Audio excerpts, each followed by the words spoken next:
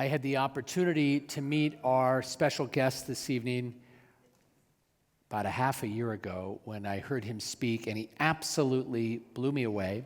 Then I had the opportunity to interview him, and some of you might have heard that on my podcast, and I really, really enjoyed that time together. Today, Ben joined us in our school and spoke to some of our teachers, spent some time with our staff. He's the founder of the Jewish Pride movement, and he's a renowned educator and author with an expertise in Holocaust education. Also has taught third grade, high school. He's an extraordinary person. You can find his book if you go to his website, benmfreeman.com. You can find both of his books there. You can find it at Amazon. I really recommend you getting a copy of Jewish Pride. Ben, thank you so much for spending the day with our community. And people have already been asking, when can you come back? Ben lives in London. And I said, I think they have flights every day. So it's really not a big deal. So Ben, please, thank you so much for joining us. And thank you so much for your time tonight. Shabbat Shalom, ladies and gentlemen. So this is the last speaking engagement on a 4-week tour. And I have to say it's an extraordinary pleasure to be with you here this evening. I've traveled across North America, and I told people that I was coming to Stephen Weiss Temple, and every time I mentioned it, there was an ooh. So I'm very honored to be with you this evening, so thank you so much for having me. Since October 7th, I've thought even more deeply about my Jewish identity. I write about Jewish identity, I write about Jewish history, so I'm really always thinking about it. But in the last 5 weeks, I've really thought, or I've tried to think about it more deeply, because we've seen something truly extraordinary in the last 5 weeks. And we've seen Jewish people from across the world come together in a rare display of unity to support our home, the land and the state of Israel, and our brothers and sisters who are in Israel. And that to me is incredibly moving and profound, and it has got me thinking more about the relationship that exists between us as Jews and that specific land, the land of Israel. I'm in the middle of writing a new book. I'm a glutton for punishment. And the book I'm writing is about Jewish indigeneity. So it'll be discussing the idea that we as Jews are an indigenous people. A lot of people have an awareness, particularly in North America, about some idea of indigeneity. We talk about First Nations, particularly in Canada, they do land acknowledgements. But I think this is a term that we should start applying to our relationship with Israel. And to do that, we have to understand it a little more deeply. And one of the things we have to do when we start talking about the idea of indigenous is to depoliticize it. Often when people say indigenous, images come to mind. Someone who might be referred to as primitive, someone who might be referred to as oppressed. And in my research for this book, I've been reading non-Jewish indigenous people who have asked the question, why can't an indigenous person be in a boardroom? Why can't they be on their phones? Why can't they be running businesses?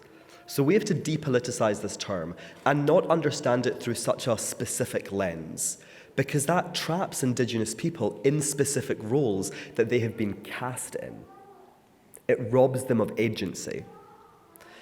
And the United Nations, which as we know is a controversial organization when it comes to Jewish people, they have created a set of criteria for indigeneity. And we're going to put one to the side. We're going to put number 6 to the side, not because it doesn't fit our experience, because again, it's a little bit racist. And it says the indigenous community has to be a minority in their own land, which means there is no opportunity for decolonizing. There's no opportunity to take back land. So we're going to set that to the side. And the other 6 criteria could have been written about us. I'm from Scotland, as you may be able to tell by my beautiful accent.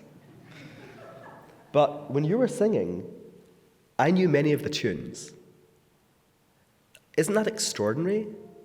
That I lived in Scotland, I now live in London, and I can come to a synagogue in Los Angeles, and I can join in, I can sing along, because we're part of one family. We're part of one community. We are Am Yisrael. And although we might not use the word indigenous to describe our relationship with Israel, we understand very clearly that that is where we are rooted. Which direction do we pray? We pray east. In Australia, they pray west because they're always facing, or we're always facing, Jerusalem. Again, we refer to ourselves as Am Yisrael, the people of Israel. We say during Pesach, during Passover, L'Shana Haba Yerushalayim, next year in Jerusalem. And I'm not a beautiful singer like you. I'm like your biggest fan. So I will not burst into song, but the song and the psalm by the rivers of Babylon, There We Wept When We Remembered Zion, is a 2,500-year-old version of Zionism. It's the yearning for Jews to return home. That was written during the Babylonian exile, but it still rings true today. And let's think about the specificity of the Jewish experience. We have a language. We prayed in it this evening. We have a calendar. Today, if I remember on my phone, it's the 25th of Cheshvan. Is that correct? We have a calendar. We have names. My name is Ben. That is not a Scottish name. I could have been Hamish or Dougal or Scott, any of those. But no, I'm Ben because I'm a Jew. And this is a name that comes from the land of Israel, that comes from the Levant. And indigeneity is so important because it helps us to formulate and understand better our connection to this incredible land. Helps us to understand why Jews, before the Ben Gurion renovation, got off the plane at Tel Aviv and they kissed the ground. Because there is a special relationship between us and the ground, the land. It's not just the modern state of Israel, Medinat Yisrael. It's Eretz Yisrael, the land of Israel. And our holidays, we are going towards Hanukkah, which is kind of gives me anxiety, actually, because it's like, why is it the year going so fast? But just a moment ago, we were celebrating Rosh Hashanah, our new year. And we were Jews in LA, or I was in London, I grew up in Scotland, and we were celebrating New Year in September or October. And my father was always tasked. My mother did all the work, which now I reflect on being rather unfair, actually.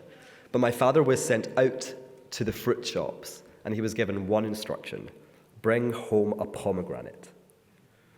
And they're actually not that easy to find in Scotland, I have to tell you. And we had a pomegranate on our table every year. Why? Because it's one of the Shivat Haminim, the 7 species of fruit which comes from Israel. And also it's one of the fruit that we were meant to, it's the new fruit, right, that we didn't eat in the year. But we are Jews constantly expressing our connection with our land. And Rosh Hashanah, the Jewish New Year, began its life thousands of years ago as the start of the economic year, the start of the harvest period. So even though, and let me tell you, I am not harvesting. I'm not a farmer. But even though that is not what I'm doing, I'm still a Jew, you're still Jews, we're celebrating the beginning of the Jewish harvest year. But why is this important?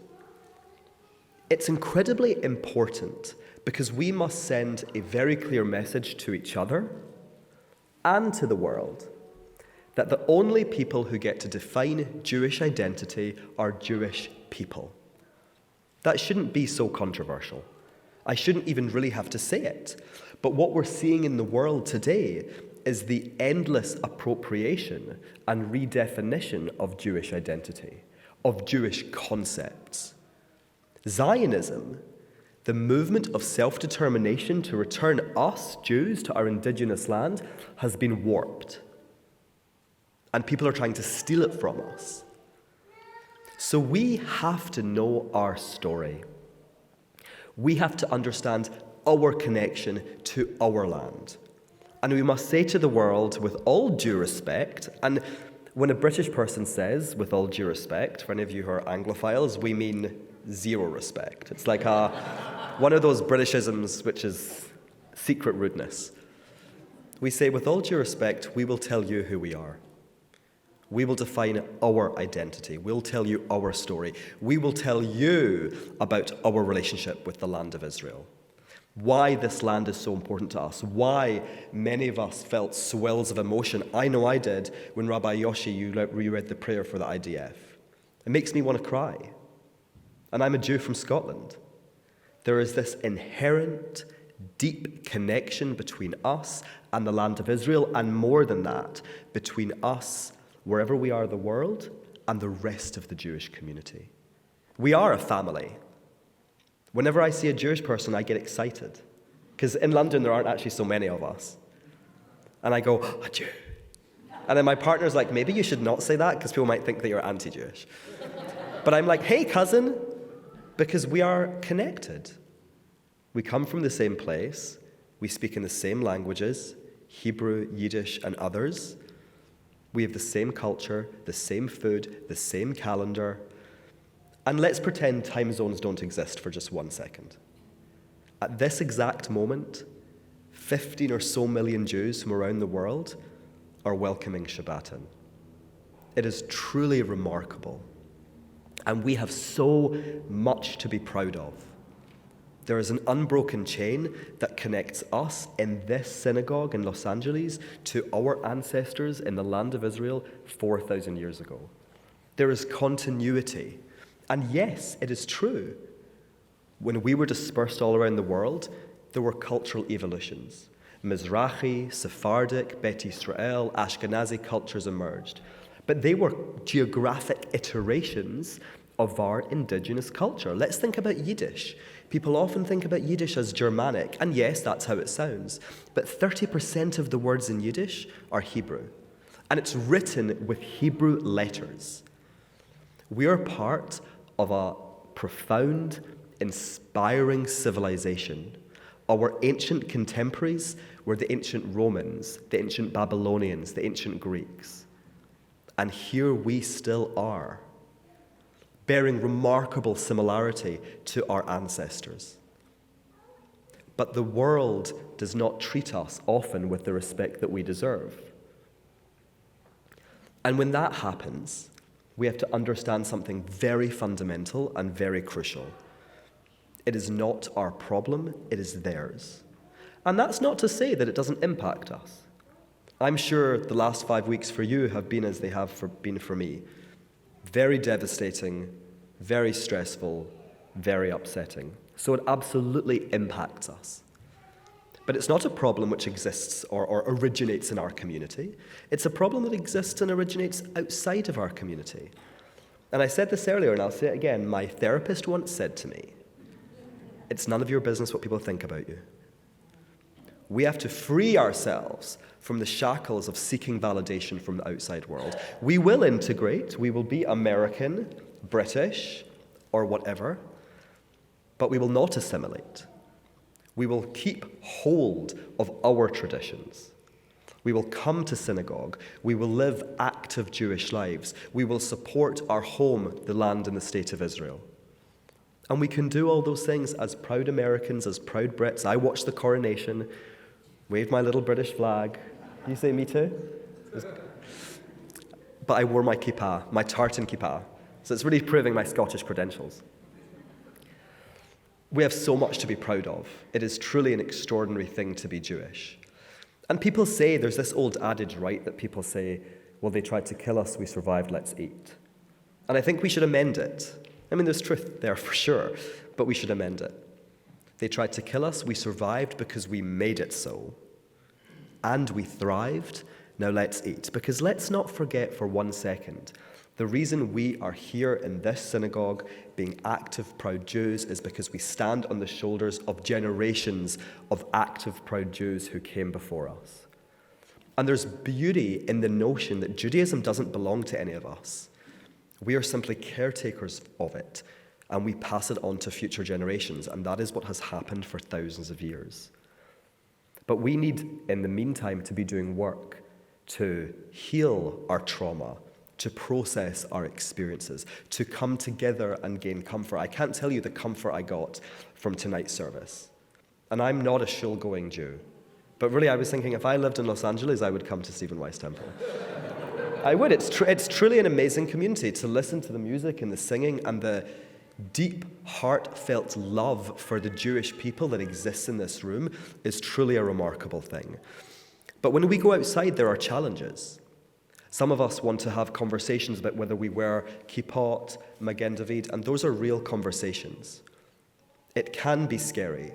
It can be frightening. It's okay. We're not going to pretend otherwise.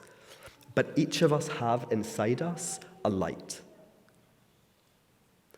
And that light is our Jewish pride, our Jewish identity, and our deep love for our Jewishness.